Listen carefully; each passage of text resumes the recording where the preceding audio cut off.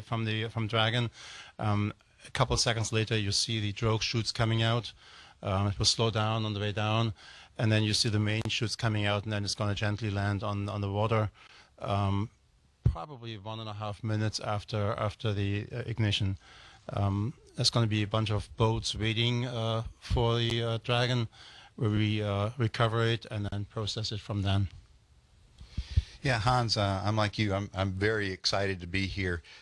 These are the kinds of things that in rocketry that we live for. These dynamic, very visual sorts of things we're going to go do.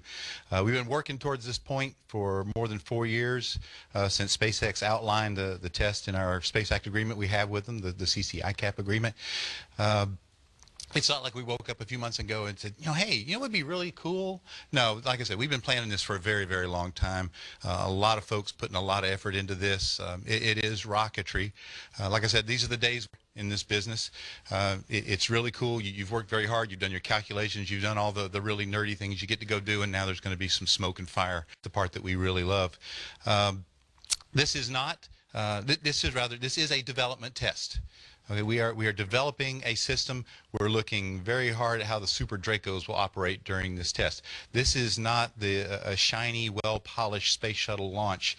SpaceX is actually pulling back the curtain a little bit to let us see and let you folks see exactly the nuts and bolts of going and doing a developmental test. So, like I said, it's not perfect. They haven't gotten their pencils out and sharpened every single corner of the performance box. This is, let's go test. Let's get out there, and one good test is worth 1,000 expert analyses. That's the thing. That's why you go test, and SpaceX has a definite test philosophy that I tend to like. I don't want to exclude anyone. You always do when you do this, but there are certain people I do want to mention that I think have been really critical in getting us here. On the SpaceX side in particular, I know Dean Ono and Matt McCown out at SpaceX in developing the SuperDraco engine have been incredible. And of course, the leader of the test coming up, Kiko Donchev, he has done an amazing job getting this thing to where it has to be. And on my team, on the NASA side, I couldn't have helped herd us to this point without the help of my chief engineers, Chris Lupo and John Posey, and then up at Marshall Space Flight Center, Adam Butt, who is our propulsion guy and really knows the SuperDracos very well. So, like I said, we're very excited. We can't wait. Wednesday won't get here soon enough. I can assure you that there's a lot of work to get done between now and then.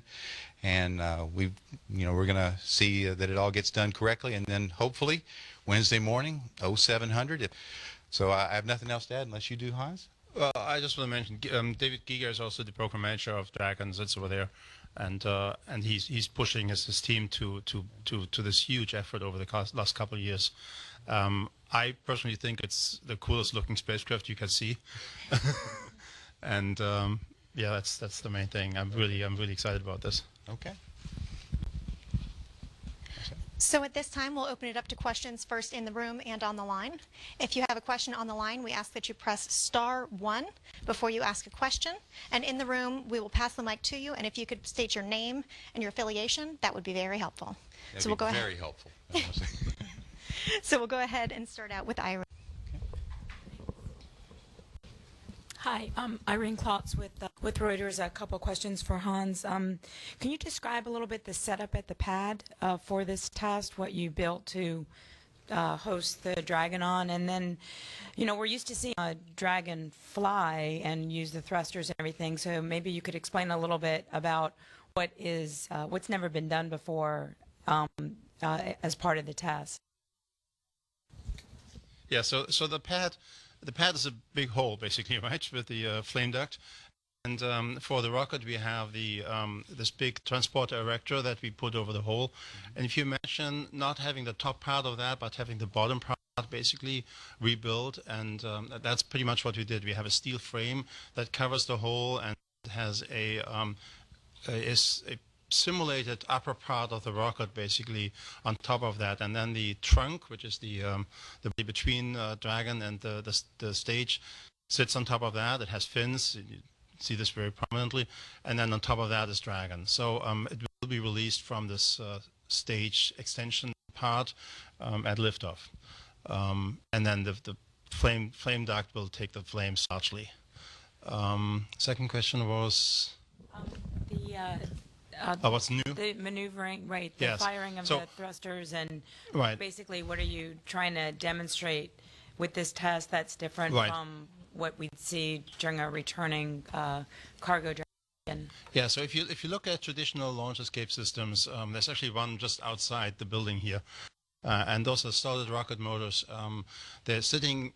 There's the first part of the rocket when it launches, and in case those are used, they're going to ignite, blast the capsule actually, but pull it out and get it away. That's the idea behind the traditional launch escape towers basically, and it's huge. If you look at the system out there, that's a big system, and incidentally, you have to get rid of it before you get to orbit, right? Because otherwise you have the system in orbit. So every time you fly, you have a separation event that is very critical. And yes, the launch towers provide safety, but then there's also this critical event. So it's kind of like a trade. We, on the other side, we have a liquid propellant system. And the propellant you use in orbit or potentially for a landing, you can use that same propellant for launch escape or an abort, basically.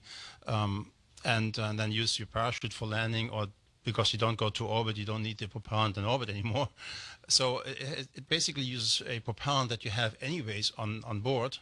That makes it lighter, and it also, because you don't have the separation event, you don't have to throw it away every time. You make it to some extent safer. It's integrated into your system, so you have redundancy in the system that you also use for other parts. So I think overall it's the more integrated approach, it's the more sophisticated, modern approach, and in my opinion, it's also the safer approach to launch escape. It basically closes a loop on some of the rockets.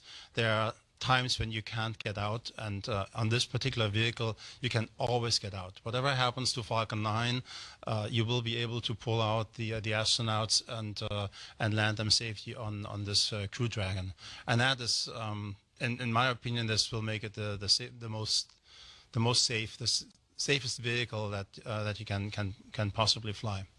I want to add one thing, Irene, that's kind of a distinction between this test and what you might see on an actual launch day. Of course, there's no actual rocket sitting underneath the Dragon in the trunk this time.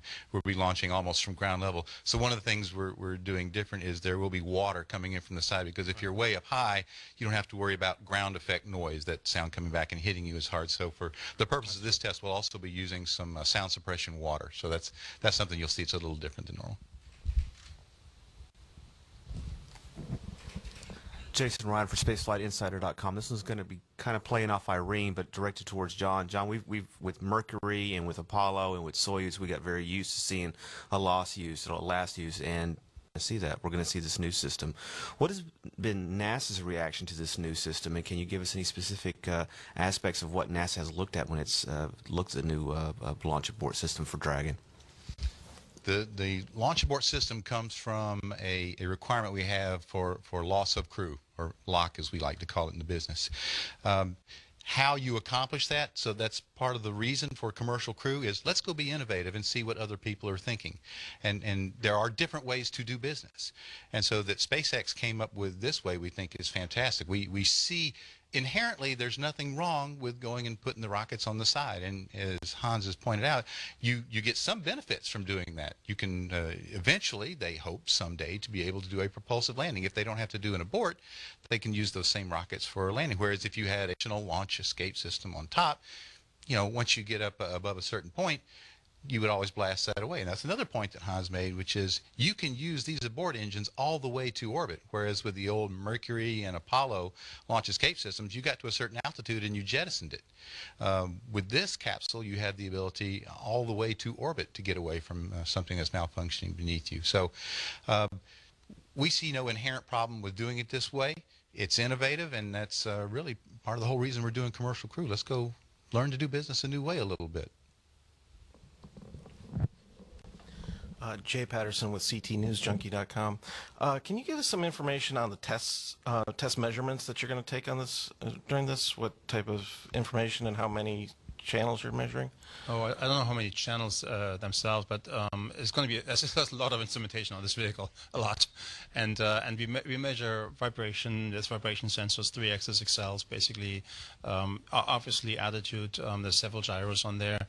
There's load cells in some of those parts. Temperature sensors on the outside to see how the heat flux changes.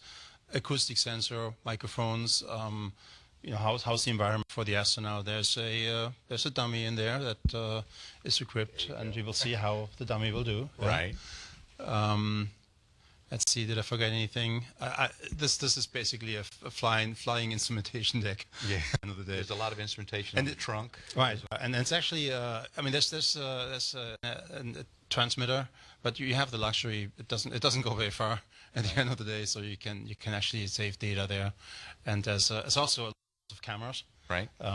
Those cameras are going to create hopefully really cool pictures. Exactly. So I'm pretty sure when we get it back, there's going to be lots of data analysis, lots of cool pictures and new data for that at the end of the day is the point of the test, right? Like we collect data, we see how it goes, and then we will see if we have to make any modifications or if we can fly it right away, and we'll see. That's the test part. It's exactly it. The data is the thing that they're going to use some of this data towards their certification, and that's the big thing. Let's go get a lot of data, and whatever is applicable towards certification, that's what they'll go use. So. Sorry to bother you guys again, but I was just thinking, with this flight, we're looking forward to crews returning to flight from Kennedy, from Cape Canaveral. Can you talk a little bit off topic about what's being done, or is anything being done? Is it already designed from the beginning, the Merlin 1D, to get it to be crew rated? Was it designed to be crew rated, and is it built that way from the beginning, or is it any modifications going to be need to be made to the Merlin 1D to make it to be able to launch crews? Thank you. Yeah, so 1D, actually 1D and the Falcon 9 was always crew rated, and to me this looked always a little bit up, and we never let any doubt on it. If you recall the first optimistic, right? But as I said earlier, the goal of SpaceX was always human spaceflight, and we never let any doubt on it. If you recall, the first Dragon capsule was, after all, a cargo ship that had a window. Yeah, and that was our way of saying, look, we're ready for astronauts. We just we just need some help with it. And so there's certain safety factors that you have to keep, and those are already worked into M1D and already worked into the vehicle. So right from the get-go, it's interesting because the way this works out is that for Dragon, the loads are different than for fairing, so you actually don't lose any performance. It's actually it's right on the money for that what you would have for pure satellite missions, anyways. So it worked out well. We have the right safety factors in there, and we're now in the process towards certifying both vehicles for manned spaceflight. Irene Klotz with Reuters again. As far as the firing of the thrusters in the atmosphere, when the Dragon cargo ship is returning, is there ever a time that the thrusters are firing for maneuverability or steering? I appreciate the response that you gave about how this operates as a launch escape system compared to a tower. What I was asking about as well is the operations to perform abort scenarios compared to how you already are using Dragon in space operations. It's definitely different to run thrusters in air under atmospheric pressure. In this particular case, the SuperDracos are big thrusters. They're really big compared to the Dracos we fly on Cargo Dragon. And the Dracos are actually on the Crew Dragon too for attitude control and for the fine orbital maneuvering that we do in orbit. These are total thrust is 120,000 pounds. So it's just it's a lot of kick, yeah. And what we, for example, what we haven't done is we haven't run all of them together. So this will be the first time we actually run them together. The integrated propulsion system will run for the first time on this test, basically, and that of course is a big deal. It's a test that is elaborate. We got to be careful. It's hypergoals after all, so a lot of things have to work to make this test successful. I do like John did. I want to point out it's a development test. It's a brand new vehicle. It's a very complex vehicle. It's been in the works for a long time too, and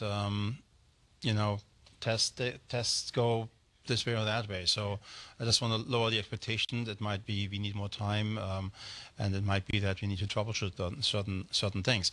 But overall, this particular, I don't expect any issues on the propulsion system just because it is in the air, because we test them usually in ambient pressure too.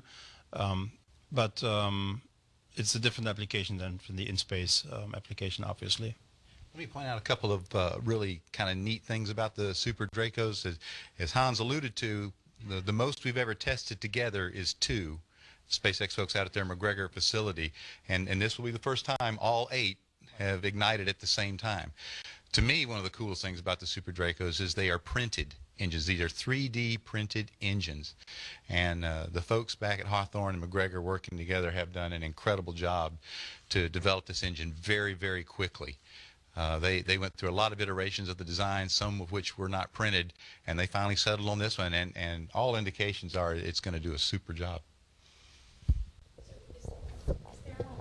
Is there a guidance navigation on the vehicle, and what sort of range safety It's just whatever we feel like doing. systems are there going to be kind of as part of this? Guidance is running, and guidance and control obviously is one of the things we test in of the integrated system. From the range safety perspective, there's a certain amount of propellant on board, and it can go so far. Right. And we just clear the whole area, make sure nobody's in that circle, and then we do the test. So range safety wise, it's a pretty simple device. It can't get. No, there's no distract on it, and it can't. I don't want to say it can't get very far, because I think it actually can get pretty far, but you know what I mean, right? Compared to a rocket, it can't get very far. Right. I think they're looking at a 2.2 mile radius clear on test day. Right. Lane Herman, SpaceheadNews.com. SpaceX is doing a lot of development, so this is more for Hans. On April 16th. Gwen Shotwell actually said that she didn't want to land on a barge anymore, that she wants to land on land. On the 18th, Elon said that through a Twitter that he wants to try the barge again in June. Any further comment on that? So at first they're drone ships, right? But it depends on the range and whether we have approval to do this. And so, depending on which flight they were talking, they might have both be right. There are 2 flights right now where we work on returning to land. But it is correct that we do want to go back to land, because the drone ship is expensive, obviously, and you need to pull back pull it back for a couple 100 miles, and it takes time. Weather is a problem, and just coming back to land is actually, that's what you want, right? You want to have a land. We have a landing site here, landing site 1, used to be LC-13 down there, and so imagine you land down there, you check out the vehicle, you break it over, you bring it up to the launch pad, and you launch it again. That's the vision, yeah. And obviously the barge is the drone ship. The drone ship is something that we did because it takes less performance of the rocket, and it's something that is from a safety perspective easier to do, but it's an intermediate step. Yeah. Hi, Stephen Clark with Spaceflight Now. A couple of questions. First for Hans. Can you go in a little more detail about the flight sequence and the parameters of the flight? What altitude do you reach? How far offshore do you splash down? What's the recovery plan, etc.? And also, for either one of you or maybe both of you, What are the success criteria for this test? What do you need to see from this test to be able to move forward and be comfortable with the performance of the abort system? Thanks. So the vehicle the nominal trajectory is going to 4,500 feet altitude, and the landing point is about 6,000 feet to the east. But what you will see is when it takes off, it will pitch slightly over to the east. Is that east? I think it is east. And good point. Yes, towards the ocean. It will really burn short. I mean, it's a 6-second burn. That it will be over by the time you hear it, and then the coast goes pretty quickly too. When it reaches the 4,500 feet, you see the trunk separate. Then a couple seconds later, you see the drogues come out. Drogues will catch. They're reefed, so they have 2 reefing stages, I believe. So you will see them getting bigger.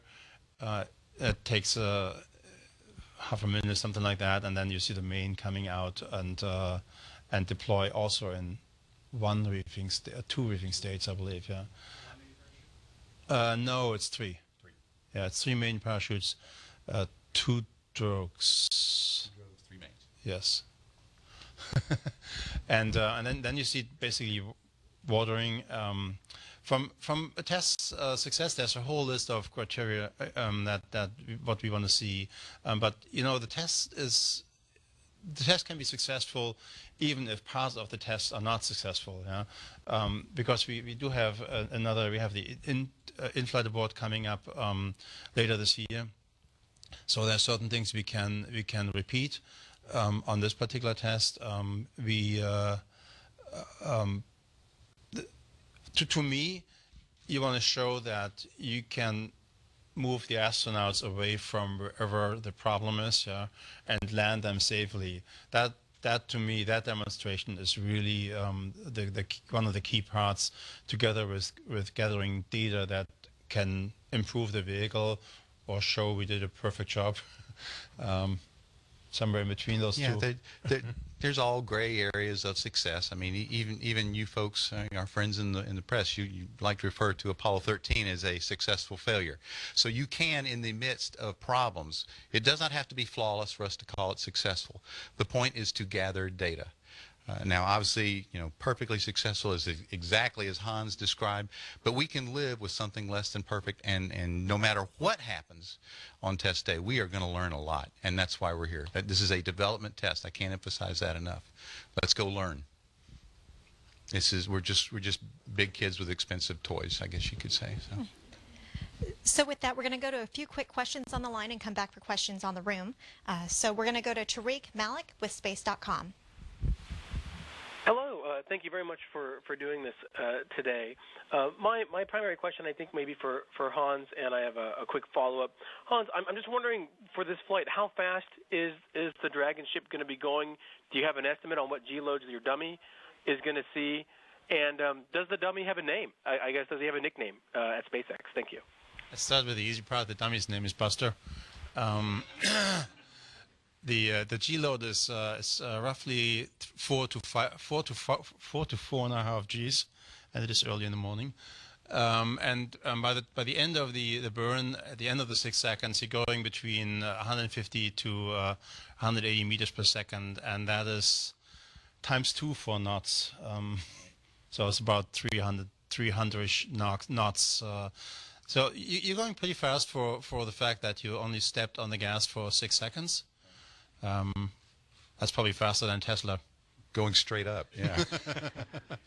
Maybe. And did I answer all your questions? Yes, that's great. Well, just one final quick one was, how will SpaceX be reporting out the results of the test? Will there be just a release, or are you planning a briefing later in the day? Just how do you plan to share that information? Thank you. Honestly, you put me on the spot. I don't know. I'm pretty sure we will communicate somehow what happened and how it worked out. But I have not seen any plans. Okay, we have another question. James Steen from Florida Today. Hi, thanks.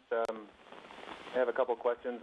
First, thanks for all the description of the flight profile. I was just wondering if you could, and maybe it's a little weather dependent, but I was hoping to be able to convey, like, the people out in the community who are going to be interested in watching, who may not be right up close. Do you think this is something that they will easily be able to see? Will they see smoke and fire pouring out of the SuperDracos, or will they just see the chutes? Or can you just kind of give a picture of what, you know, people around the area could potentially be able to see? I'm pretty sure you can see it. I mean, it's going to go up to 5,000 feet, and we're gonna separate the trunk there. So at least that. As I said, don't wait for the sound, because then it's probably gone. Right. No, I'm pretty sure you can see this and get an idea on how high it goes, and maybe see the drogues come out too. Right. Yeah. I think you'll probably be able, as Hans suggests, I think you'll be able to see as it's getting up into the atmosphere a little bit during the last 2 or 3 seconds. It'll be well clear enough. You'll be able to see some of the smoke and fire, and then there's a little bit of residual that occurs as it cruises on up in its trajectory. You should be able to see the trunk separate. That should be clearly visible, and you'll definitely see the drogues, and I'm pretty sure you'll be able to see at least the mains get through reefing one before, if you're in one of the clear areas, before you see it disappear below the horizon. However, I mean, there's a webcast. It might be more convenient to do this from. It's Wednesday morning, 7 o'clock, so from your office. Yeah, yeah, it's sunrise about 6:45, somewhere in there that morning. So right after sunrise. So the webcast also keeps you informed. It's a long launch window. It's it goes from 7 to 2:30, I believe, in the afternoon. So, and bear with us, as we said, this is a development test. You want to make sure it goes well. So we might wait for the right moment. We might check things again. We might need more time just to get it done. That's why the launch window is so long. Yeah, and don't get upset when it goes later. We don't have an orbit or a space station to catch. Right, so exactly. We're going to take the time we need to do this right. Yeah. John, just kind of continuing for a bit on the historical context here, I wondered if you could say, I mean, to your knowledge, have we ever seen a test like this of a crew capsule abort system from Cape Canaveral? And furthermore, I guess I just wondered if you could, you talked a little bit about the sort of difference of the pusher system from traditional systems, if you could maybe just put it in the context of in comparison to shuttle, which didn't have this abort capability at all, whichever system might be used, how presumably it's a significant improvement over that, and I don't know if you could translate that into any the probabilities at this stage of loss of crew and things like that, but just sort of safety improvement relative to shuttle. Boy, James, you're full of question this morning. I'll try to get to it, and you let me know if I don't get to all of your points. Historically, since I regret I wasn't here for Mercury, Gemini, and Apollo, I would have loved to have been here back during those days. I don't personally recall launch abort system tests from here. Now, as far as a pusher system goes, I know up at Wallops they did a pusher system test up there at one time. But this, to my knowledge, what SpaceX is doing is the first time we've seen anything, certainly from a side-mounted. This is revolutionary in that regard. On a side-mounted launch abort system. Correct, back during shuttle, we did not have a launch escape system. You got to remember when the shuttle was developed. NASA was very much feeling its oats. We had just gone to the moon, which everybody said was impossible, and so we designed a spaceship. We thought we could design a spaceship that did not need one, and we did. And as physics and nature will sometimes do, they taught us a lesson that maybe you should not go do that. So our lesson learned out of shuttle, while it was a tremendous, and we tried to build the reliability into that so that we wouldn't need that. You can get even better loss of crew numbers if you have an escape system. So our lesson learned coming out of shuttle was, let's go do that. Let's buy even more safety for the astronauts than we had. Let's not just build it in. Let's also have an escape system. And in the commercial crew, that's where we were coming from, because you've got to remember when commercial crew started, our objective was not to get astronauts to the space station, but to enable the private sector to develop rockets and spaceships to carry anybody into space. It is only since we've been in for a few years that we have come to the ultimate goal of now we're thinking about procuring them to take our astronauts to the space station. So if you're going to develop a private sector capability, let's make it as safe as possible for anybody, because as you folks well know, I think we're doing something historic here. What I like to tell people is if you believe in the future where 2, 3, 4 generations from now, our kids, grandkids, great-grandkids go to a spaceport the way you and I go to a airport right now, and they get on a rocket to go fly somewhere in the solar system or hopefully beyond, the DNA of that private sector capability will be in what we are doing in the Commercial Crew Program with SpaceX and with the Boeing folks right now. And so that's what gets me excited about being a part of this. I can't imagine doing anything else right now. I love this. So did I get your questions, James? Yeah, thank you. Okay. So with that, we'll go to Robert Perlman on the line with CollectSpace.com. Hi, thanks. A couple of questions. For Hans, you mentioned that Buster's on board. Can you describe how he's seated? Is he seated in the same type of seat that astronauts will use, and how many of those seats are on board? And what are his surroundings in terms of is there a mass simulator for the control panel or an actual control panel? And how much weight are you carrying in terms of equivalent for a crew?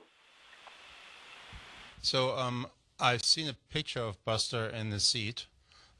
He's very comfortable, and he's tied down like an astronaut. So that is very similar to that. I've seen masses or mass dummies, like basically aluminum, I believe, for the other astronauts. So we replicate the weight on the seats. You know, just the way it would be for astronauts, I guess, heavy and light astronauts, I presume. Your question about the control panel puzzles, I think I saw the control panel. I think it's not in there. Okay, it's not in there.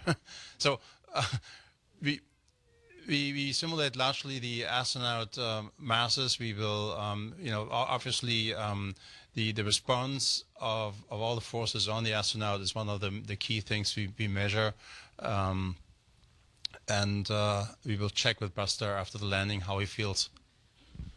I hope he's comfortable. He's already been in there for a long time, and he's still got a ways to go. It's true, yeah. And just a quick follow-up in terms of after splashdown, where do you bring Dragon back to? How long do you expect it to take to get back to port? And then once it's back at port, where does Dragon go from there? Are you doing the post here, post in Florida, or does it go back to Texas or California?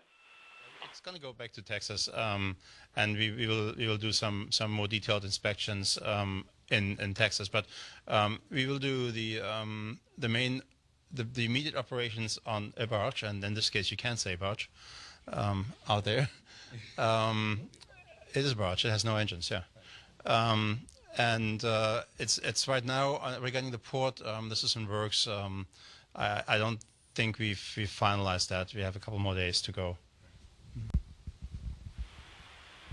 Okay, thanks. Okay, with that, I believe our last question on the line is from Marion Kramer with Mashable. Hi, thanks very much for doing this. So I have a couple of quick questions. First of all, I know that the test is very short, but is there any chance that we'll be able to see footage from some of the onboard cameras as the Dragon is flying? And also, if all goes according to plan, how long until the next flight for the in-flight abort? Thanks so much. Yeah. So the first question was, can we see the video on the outside? I'm pretty sure we'll see how the video is, and if it is good, then we've been in the habit of publishing our cool and not so cool videos, and I guess we've been pretty open with that. So you can bet on that. It's going to be some cool pictures, I'm pretty sure. And okay, the second question regarding the next test with it. So there's a plan. The plan is later this year, or in summer, basically. But I must also say it depends on how this test goes and what we actually find out in this test, whole purpose of the test. We also need to make sure that the capsule goes in sealed salt water, so we're going to rinse it. We've got to make sure everything's fine, everything's good to go. So that schedule is planned right now for later this summer, but like for the test itself, bear with us and give us the time to work this out safely and diligently, so that the next test is going to be a success then.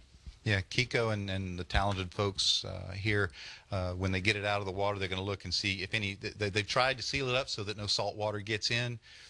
I'd be willing to bet some will. They'll rinse it off, and that's the big thing. Let's get it back to McGregor, decontaminate it, take a look at all the components, see how they fared from the test. That's a big thing, and then that's what tells you when you can be ready to go do the in-flight abort test, which we hope is later this year. That's the plan. Great, and that same capsule will be used hopefully for the in-flight abort as well. Just to confirm. What was that? Yes. Yeah, that's it. Yeah, it's the same cap. We will fly the same capsule on both tests. Mm-hmm. Thanks very much. Okay, with that, we'll go back to Irene here in the room. Thanks. On the in-flight abort test, at what altitude are you currently targeting to release the capsule? Yeah, the in-flight abort is actually, that's a test nobody has done before. I just want to point this out. At least I don't remember this. Well, I haven't read anything about this. Okay. So the in-flight abort happens at max Q, which is the critical phase. Actually, that's where many things, the loads on the rocket are pretty high. That's the highest max Q. And that is typically at like 13 kilometers.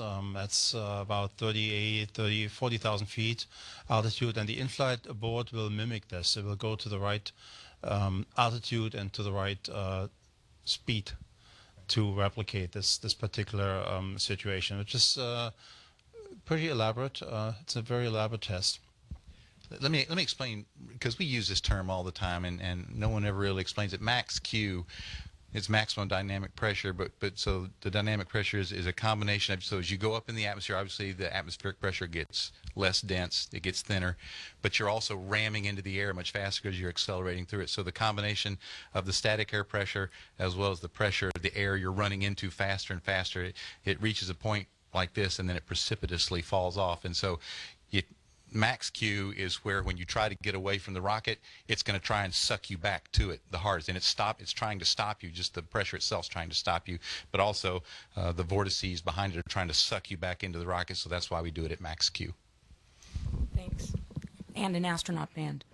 In the CC Dev program, Blue Origin tested a pusher escape system. Can you, John, maybe talk a little bit, or Hans, about how this system is different? I'm going to have to confess I don't know much about their pusher escape system, so I really would have to do some research. I am not qualified to answer that question. I'm sorry. Yeah, me neither. I have not. Was that like a test like a year or 2 years ago or something like that? Yeah, 2012, I think. Yeah. Yeah.